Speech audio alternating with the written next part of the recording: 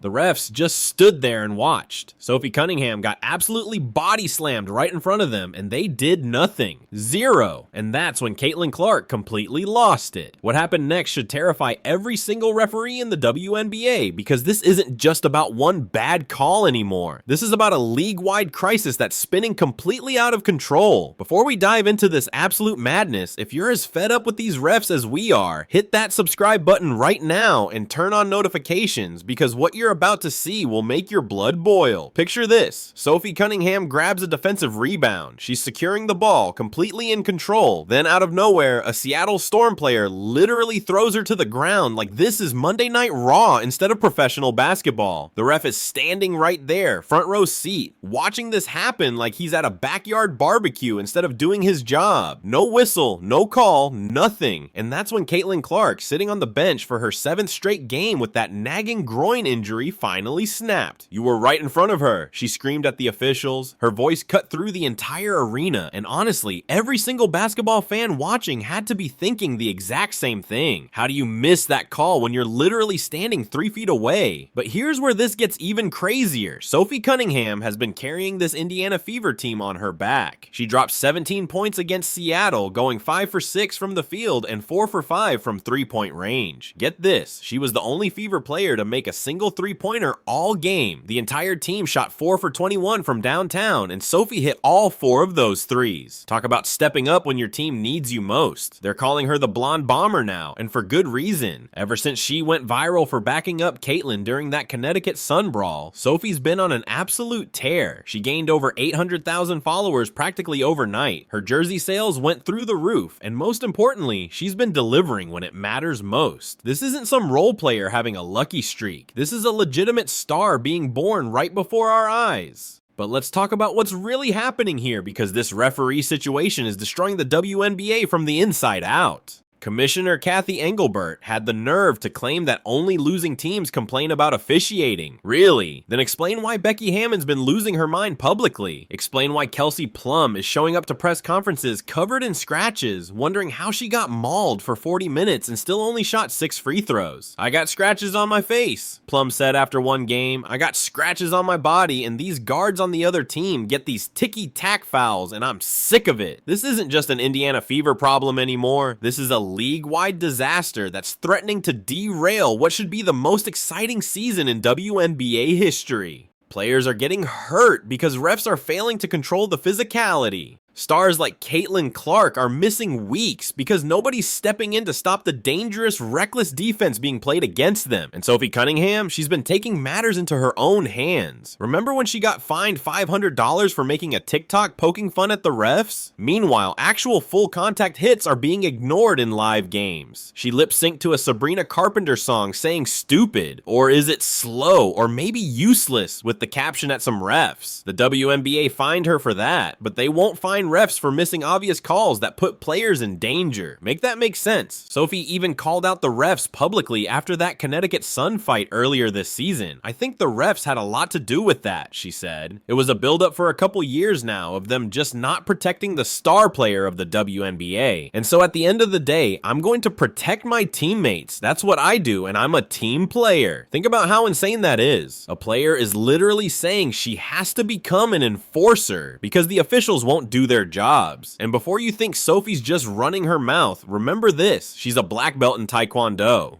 Got it when she was 6 years old. She even played football in high school, becoming the first female to ever score points for her team when she kicked extra points after their regular kicker tore his ACL. This isn't someone you want to mess with. The Indiana Fever won that Seattle game 78-74, but it almost turned into another classic Fever meltdown. They were cruising with a 12-point lead in the fourth quarter, then nearly blew it all. Seattle went on an 11-0 run to cut the lead to just 1 point with 3 minutes left. This team has a chronic issue with finishing games, and without Caitlin Clark on the floor to steady things, it's even worse. Kelsey Mitchell had one of her worst nights in recent memory, going 3 for 16 from the field and 0 for 8 from 3-point range. She's been a roller coaster all season. One night she's on fire, the next she can't buy a bucket. Thankfully, Aaliyah Boston stepped up huge with 16 points and 12 rebounds, her 6th straight double-double. Her 9-point run in the fourth quarter is what ultimately saved the game. Natasha Howard deserves massive credit too. She dropped 21 points and has quietly become the team's emotional anchor during this injury-riddled stretch. Her veteran savvy and basketball IQ have been invaluable for a team that sometimes looks completely lost without Clark orchestrating things. But let's get back to the real issue here, because what happened to Sophie in that Seattle game wasn't an isolated incident. Earlier this season against Connecticut, Sophie took a clear and purposeful elbow to the side of her head while setting a screen. The ref was standing right there and didn't blow the whistle. After the game, Sophie revealed that refs told her they saw the play but determined she flopped. They saw her take an elbow to the head and called it flopping. How is that even possible? In another play that same game, Sophie had possession of the ball when a defender threw her body into Sophie, knocking her out of bounds. The refs ruled it was a turnover on Sophie, saying she went out of bounds on her own. Caitlin Clark was furious about that one too, screaming at referee Michael Price so intensely that assistant coach Brianne January had to physically restrain her. "Are you kidding me?" Clark yelled. "That's just rude. Grow up. Come here. Come here." Unbelievable. And somehow Clark avoided getting a technical foul for that outburst. Maybe even the refs knew they screwed up so badly they couldn't justify giving her a tech. Here's what makes Sophie's rise even more impressive. She wasn't even supposed to be a star. She came to Indiana from Phoenix in the offseason, expected to be a solid role player off the bench, but she's averaging over 7 points per game, shooting 40% from three, and most importantly, she's become the heart and soul of this team's toughness. In her podcast, Sophie even revealed that when she was still with Phoenix, they had locker room talks about trying to toughen up Caitlin Clark. "No, we're gonna show her what the W really is," she recalled them saying. And I get it to a certain extent.